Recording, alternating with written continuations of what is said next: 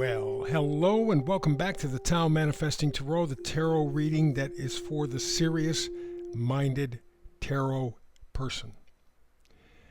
I have done tarot for over 20 years. In that time, I have found a couple of things. One, tarot, from my point of view, is not meant to predict anything. It's not its job. I have never seen in the 20 plus years, my readings included, where you could honestly, realistically forecast anything. But again, as I discovered, that is not the tarot purpose. The tarot purpose, we'll put it this way. Tarot is the science of potential. Very much focused on the individual. Very much focused on individual frequency. So the question is, A, does the frequency match up with you at the moment? Number two, if it does, are you going to do anything about it? Again, tarot, the science of potential. You and the frequency in this dance, how you matching up? Now, I've also done astrology and numerology for over 50 years. That's 50. In that time, I have confirmed that astrology, numerology are the science of cycles. Cycles within cycles within cycles within cycles. Each planet has a cycle. The astrological wheel is moving, so that has cycle. I mean, it's crazy. And one of the most difficult things I had in terms of doing astrology, and I still do, is that there are so many parts and pieces that we know of, and very likely many more that we don't know of. It gets to be chop suey. It's just a conglomeration of stuff. And to my knowledge, my experience, and I know some pretty damn good astrologers. I mean world-renowned astrologers, people who 50 years ago I ran into and we developed kind of a relationship. They have a tough time distilling the information in an astrological reading. There's just too many pieces. And again, those are the ones we know. What about the ones that we don't know, the influences? It's crazy. So what very often happens with people who do astrology especially, they get caught up in the minutiae. All the little parts and pieces and particles, and they start talking about this shit in astrological terms. I appreciate it because I understand. There's a difference between a conjunction and a square and a biquintile, and I get it. I understand it. I know it.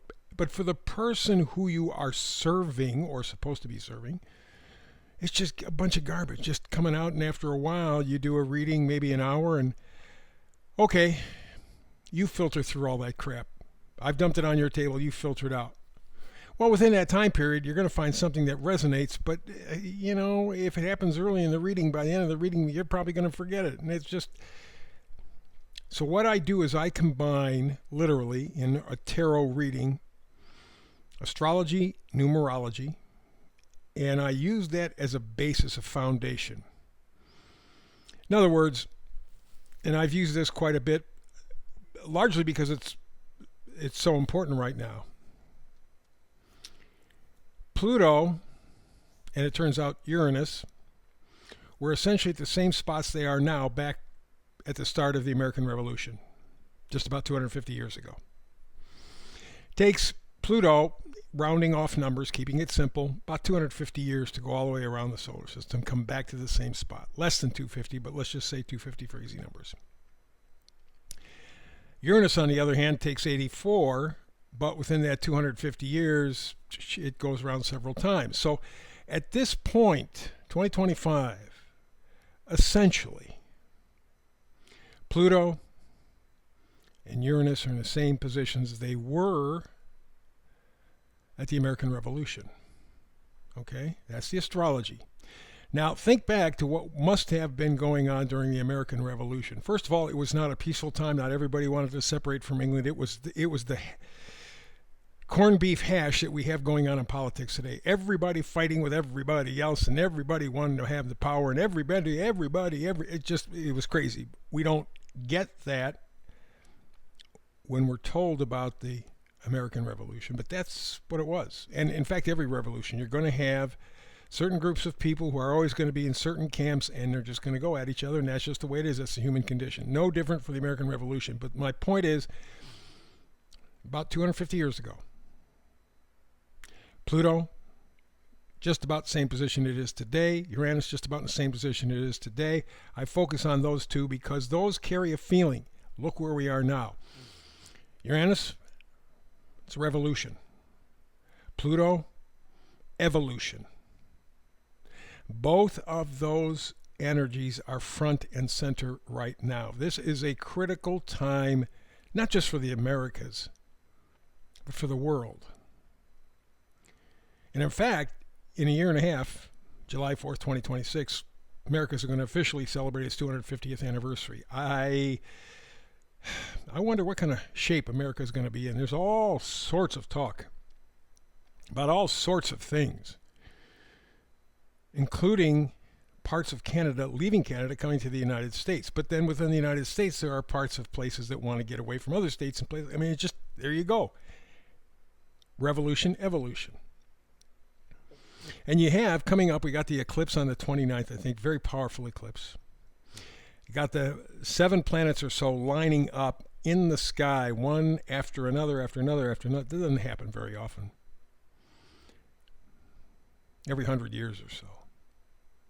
So the signs are saying, hey, take this serious. Take this serious. Because shit's going to hit the fan. It's already, but boy, whew, I suspect it's going to get crunchier and crunchier for the next few years as we try to figure these energies out. We are the key point. How we react or not react will determine the outcome. See, the astrology, as we're talking about, the Pluto-Uranus thing, just kind of set the tempo, the mood, it's the foundation. And then you go to the tarot, and it's like, okay, now how are you going to interact with this foundation from Uranus and Pluto and other planets?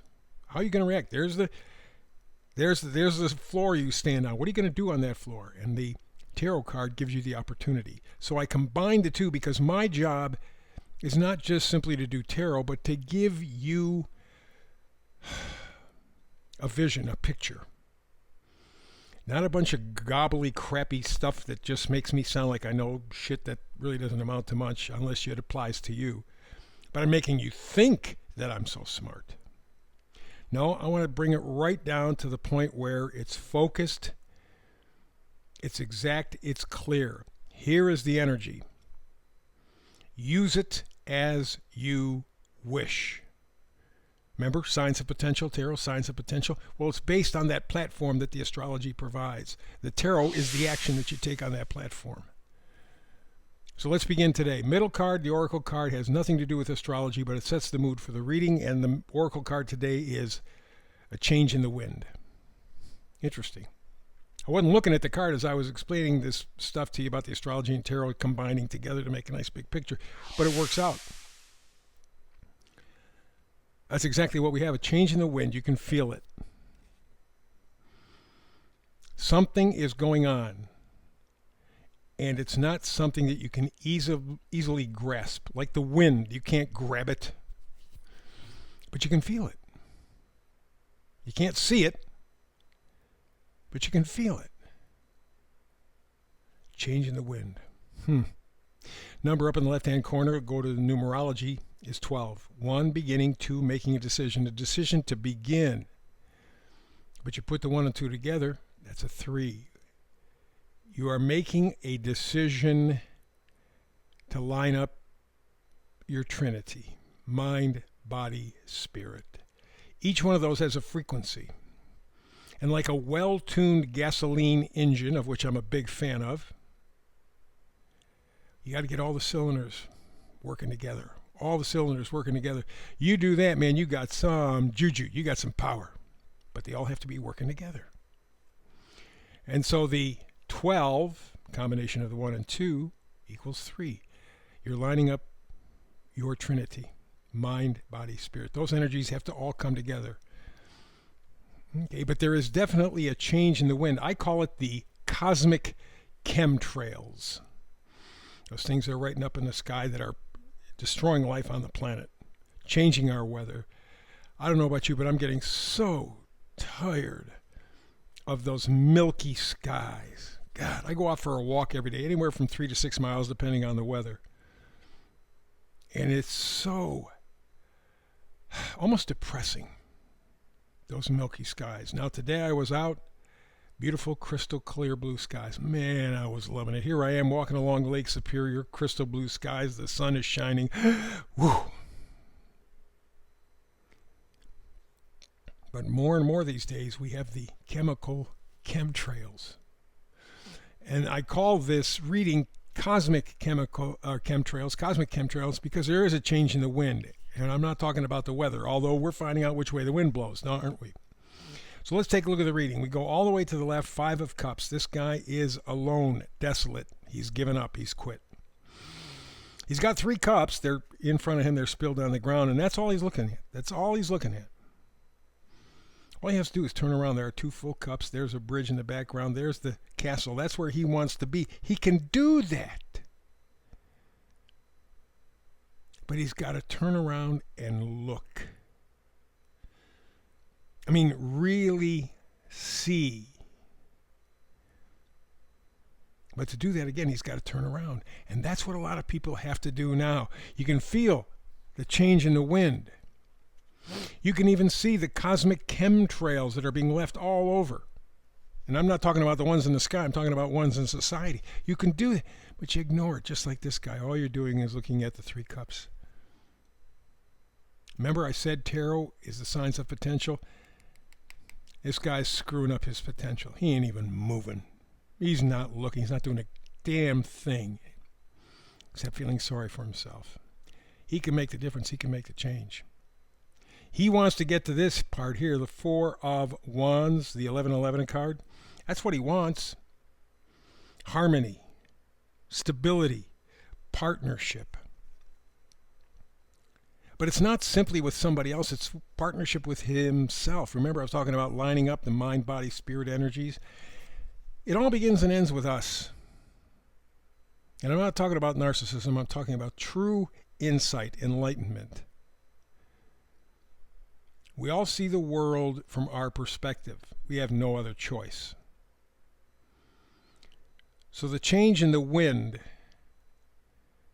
may be to quit paying attention to the chemtrails in our lives and start cleaning up inside of us. Make our vision better, brighter, more positive.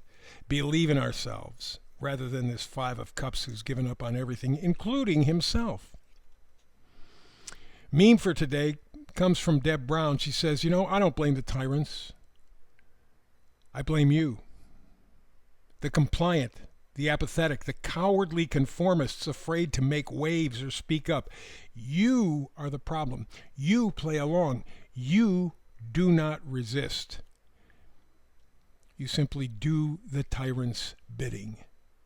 You are the boot of the tyrant. And in large part across the world, that's the way we've been. Masses have been called sheep for damn good reason, because that's what they are. Myself included.